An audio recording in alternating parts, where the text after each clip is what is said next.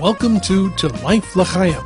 On today's show, we're in studio with Florida's Chief Financial Officer, Jeff Atwater, who's leading the charge to have banks forgive wire transfer fees on Holocaust reparation payments. We'll talk with Mr. Atwater right after these messages.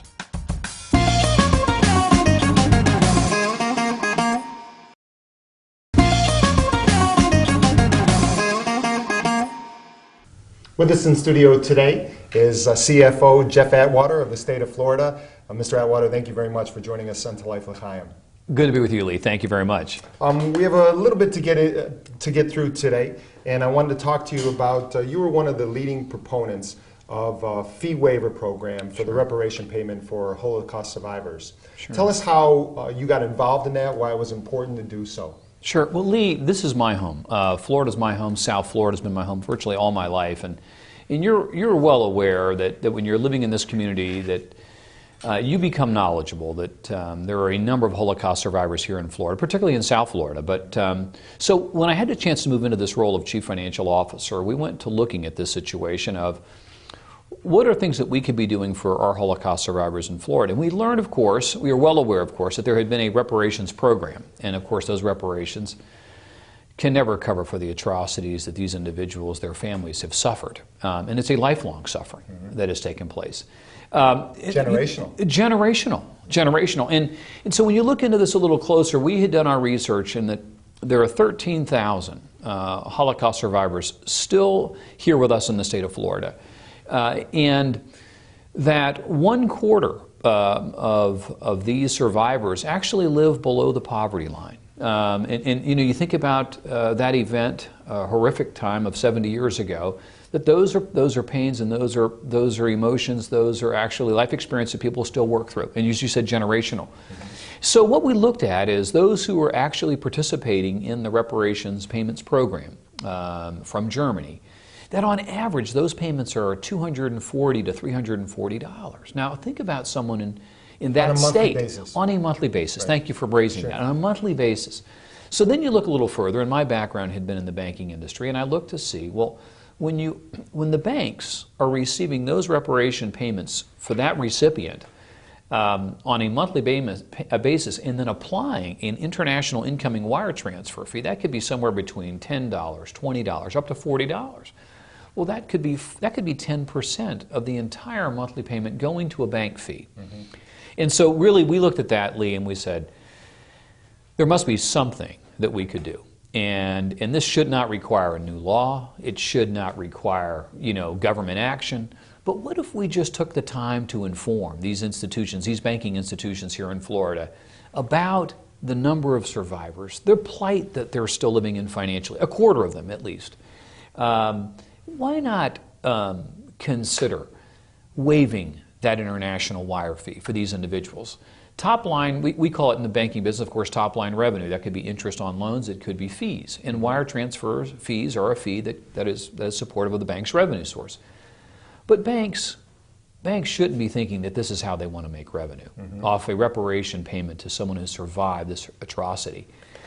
And I would tell you, Lee, what we were impressed with is when we just told the story to the bankers across this state, that virtually everyone in one phone call signed up immediately. Now, there were others that were hesitant. Well, I need to see how significant a portion of my income this is, or how difficult it will be technologically to achieve the goal of getting this done and not having an ongoing concern with the customer. So now we have, we're about 9 months into this program. Right. We have banks that represent about 80% of Florida's market share. We're 9 months in, and I know our show airs multiple times. So we started this program. You started this program in January of 2011. January of 2011, and really getting it up and running February, March of 2011.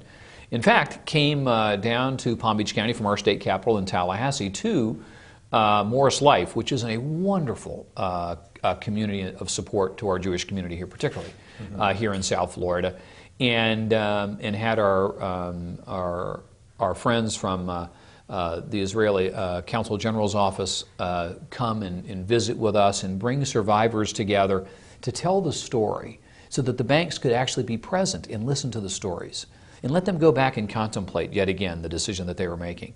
So I am pleased that now, for the most part, Again, 80% market share of these banks, representing 80% market share in Florida, now on board. They signed up, and the good thing is it didn't take a new law. It didn't take an edict from the governor. It just took informing the public of how important this could be for these families. But the survivors had an account at a certain bank. That's correct. And so, so that payment that would go directly to their account, that's what the fees were being charged about. That's right. For those survivors that were below the poverty line, right, and may not have a bank account established, how are they receiving their payments? It would still come through a wire arrangement of some sort. It could come through a Western Union type wire transfer arrangement.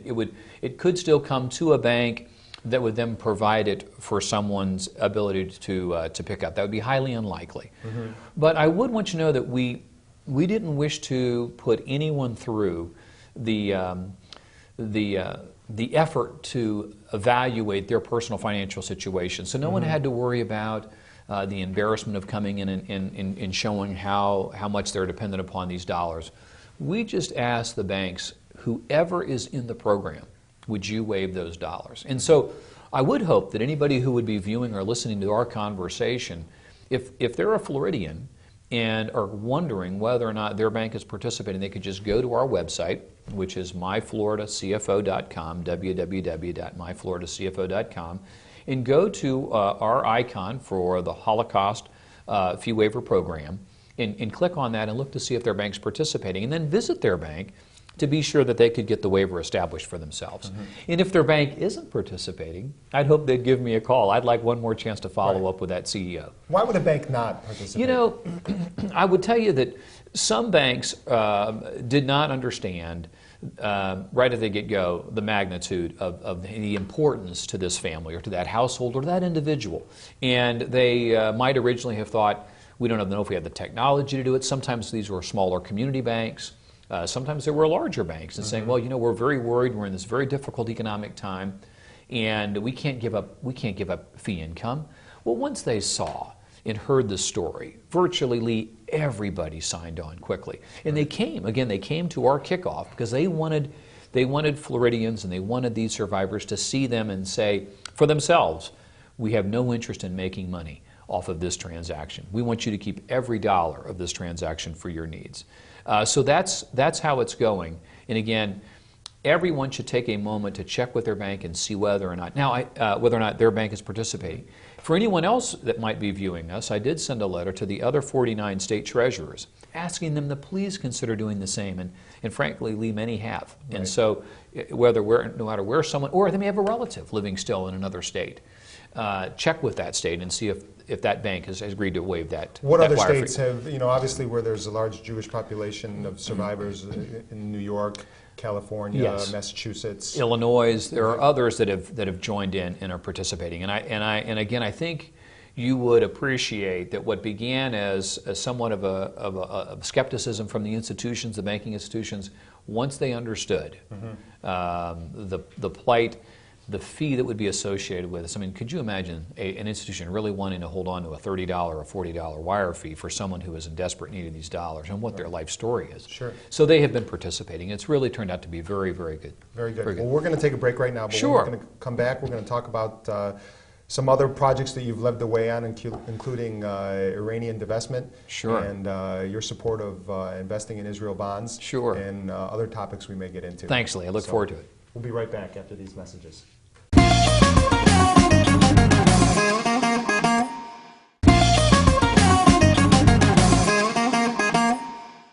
We're back with the Chief Financial Officer of the state of Florida, Jeff Atwater. Thank you again for being with us. Lee, thank you.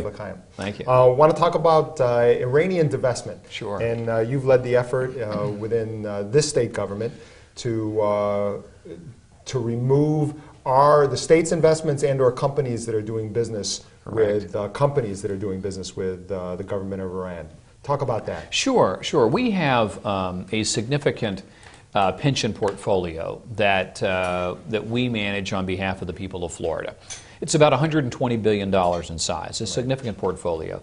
And what we did is we took a look at the United States has identified, as you're well aware, a number of countries that we consider terrorist in nature and a threat to humanity.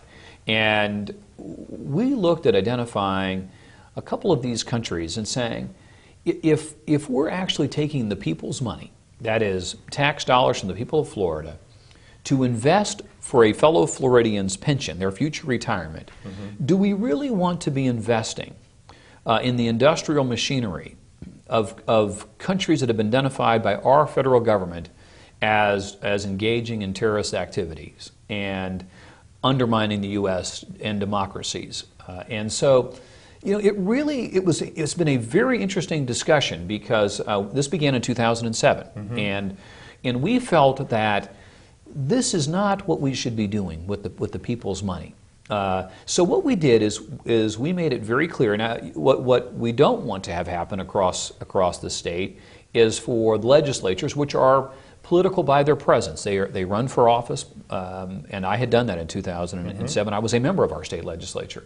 You don't want to go into social. We won't hold that against you. Thank you. We don't want to go into the social engineering of a pension plan by all types of new standards. You really leave that to investment managers to make those best decisions because it's for the retirement dollars for someone down the road. But we did come to the conclusion that there were two places that needed to be addressed, and that was Iran and then Sudan. And so it was a very heated discussion. Again, should we be doing this? Shouldn't we be leaving these decisions to investment portfolio managers? But you and I know, if you could go back in history to the period that preceded our Holocaust, that there were French bankers who literally sized up the question and chose to continue investing in the German industrial machinery. And they were thinking, where else could we get this return? Where else could we possibly get this return? Can you imagine if they had voted at that time to say, not there, not there. We're not putting our money in the creation of that kind of industrial machinery that could possibly be deployed in horrific ways. Well, we know what Iran has up their sleeve. We know what their intentions are. And so it was the legislature passed that if you're going to be doing business, if your enterprise, your business enterprise is going to be doing business in Iran, then we're going to extract our investment in your company. And we will deploy that someplace else. How significant was the issue? Oh, it was significant. Can you imagine that throughout all of, frankly, all of this investment history in America's history, that investment portfolio management has been left to investment managers and not left to elected officials to engage themselves in that conversation, intentionally, an arm's length kind of relationship. But so you had companies throughout the world that were choosing to participate in Iran's energy program, that they could make a significant dollar, by being ones who could develop the technologies with Iran, make the infrastructure in Iran, work on their nuclear initiatives in Iran, energy companies. So we made it very clear, you've got a choice. If you wish to stay and engage in helping a country that is on our terrorist watch list, do so. But we're extracting our investments. And these were hundreds of millions of dollars that we were withdrawing from the stock of these companies. But over time, for a number of years now, the United States and other allies have had sanctions, significant sanctions against the country of Iran. And those companies who are doing business with Iran that have progressed over time to where we are now with supposedly the strictest sanctions that have ever been imposed. Why didn't it stop multiple years ago? It didn't stop because what did that company see it would have at stake? It was a sanction on Iran. It wasn't a sanction on these particular companies. Those particular companies acted with their own decision making and saw that there was no harm to them, that there was no pushback to them. Who would be aware that certain companies were actually embedding talent and in their engineering work and their technology in Iran? Iran had the sanctions, but the companies weren't being sanctioned. So this was a whole different way of looking at it, saying, if you want to make that choice, you're going to make it without our investment in your company. So Florida went first. Other states were looking at the idea, but they could not get the ultimate political will to make the decision that we were not going to be investing our future retirement dollars for fellow Floridians. I mean, try to imagine that somebody, a member of our pension plan today, would someday 15 or 20 years from now be retired, and the return that they were living off of came at the expense of the atrocities that a nuclear Iran could be placing upon not only the Middle East, but upon all the world. So how do you know? What's the teeth? How are you able to determine? What's the teeth? The teeth is that when one person goes first, the size of the state of Florida, with probably the 5th or 6th largest pension fund in America, decides it's now made the vote, the governor has signed the law, and now we are beginning to extract our dollars from those companies, and then Ohio went, and then New York, and then Pennsylvania, and they're following us. And these companies are saying, we can't have the institutional investor withdrawing its investment from our company. We have to get out. And they are making the decision to get out. And once they get out, and it is now happening, once this happened in 2007, right, started in 2008, 2009, these companies that are now withdrawing from Iran, no longer participating in their energy program, when that is able to be audited and validated, we start the reinvestment again. And so it has been a constructive conversation with the institutional investor community, as long with American corporations and international corporations, that they have seen how this has matured. And so it is strangling Iran's ability to find that kind of talent and that kind of capital, that kind of intellectual support and engineering support to press on. Right. And this has been necessary. And we're very excited about how it has come down. Okay. These companies are now withdrawing from Iran. Well, we're going to keep you here for one more segment. Sure. So we're going to talk about Israel bonds and some Great. state politics and how that relates to national issues. Sure. When we come back. Thanks, Lee. We'll be right back.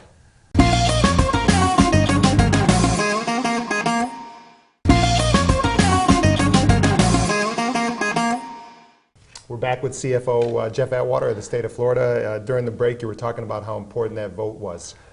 Share that with our audience. I want to share that with the audience because I believe the vote, in fact, all the effort that myself and others made to initiate and drive through the political process, divesting ourselves, our portfolio, our investment portfolio in Iran, with companies doing business with Iran, was the most important vote I have taken and probably will ever take. And it'll be for another generation to judge whether or not this strategy, this very intentional tactic of starving a terrorist country such as Iran from resources that it needs to build its nuclear weaponry and other industrial machinery that will be, for the sole purpose, and it's already said that, for the destruction of Israel and wreaking atrocities all over this globe, that's why I believe it was the most important vote I've ever taken. If we can do in our time in this generation what it was very clear now other generations had a chance to do with other tyrants, then we will have made a significant contribution to the world's future and to the peace and democracy and to the future of Israel. Right. You know, someone who demonstrates their friendship with the country of Iran is Hugo Chavez of Venezuela, and obviously in Florida there's a great deal of people who have moved, giving up their native land to come to Florida from Venezuela. How do we manage that kind of investment in a country like his? Right. You know, it's going to come to pass now. And we have to set up at least some consistent standard, which by we will make these decisions. And so on this list was the Sudan. We talked about this terrorist list. On this list is Cuba. And I would suspect that before long, Mr. Chavez seems to be going out of his way to see if he cannot become an addition to the list. Right. And so, at this point, the call will be made by our federal government to identify the types of behavior of the Venezuelan government and Mr. Chavez and his leadership in particular, as to whether or not they become identified as a terrorist nation, and one that we therefore, I mean, that's kind of how we identified it in Florida. That's going to be our benchmark for how we will then behave differently as far as investing in companies that would be doing business with such a government. So that's the standard. Be terrorist. So that's where we're walking the line of saying, when our federal government has identified, then we will take this action. Gotcha. And so there becomes a very clear benchmark, and again, because so many states have now followed Florida on divestiture, that I think that these other countries will be watching And these other countries will know that when they cross those lines, in all likelihood, the companies will have to retreat from participating in their countries, such as Venezuela, in the future. Now, I would find it perplexing to this day that our federal government has not done more to put a very clear and tactical squeeze on Venezuela in their behavior, and I hope that will come. Very good. Let's talk about a little bit something more positive Sure. with respect to you're also a proponent of investment in Israel through Israeli bonds. Right. And that has had a great impact on their economy, which is Sure. enjoying some wonderful growth, low Sure. unemployment. Sure. Why do you believe that that's a good investment? Sure. Well, let me state it first that Floridians have given me the privilege of being their chief financial officer, which means that I have a fiduciary responsibility to them. I manage a portfolio every evening that's about $18 billion in money. That is our cash flow and our reserves for the state of Florida. I am also a trustee of our state pension fund, which we've just talked about, which is approximately $120 billion in assets.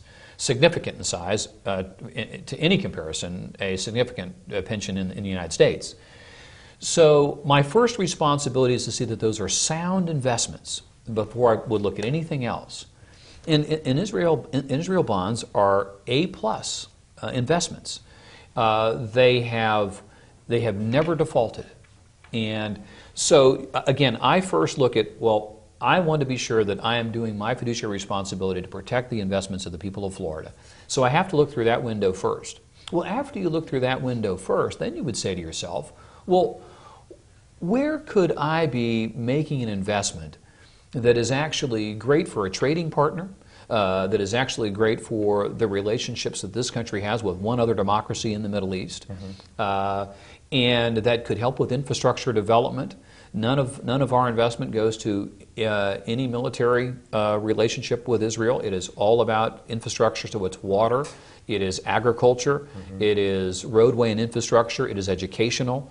And so, there are two clear, I would say, elements to all of this, is that this is a solid investment that has had no experience of default, that's had a solid return, and it is with a country that is our unique democratic friend and only democratic presence in the Middle East, that is showing extraordinary innovation, that is sharing that innovation with us, again, right, in all aspects, again, militarily, agriculturally, health, life sciences, with our country. And we are benefiting from their innovation and their advances. And the world will benefit from their strong presence in health as a country.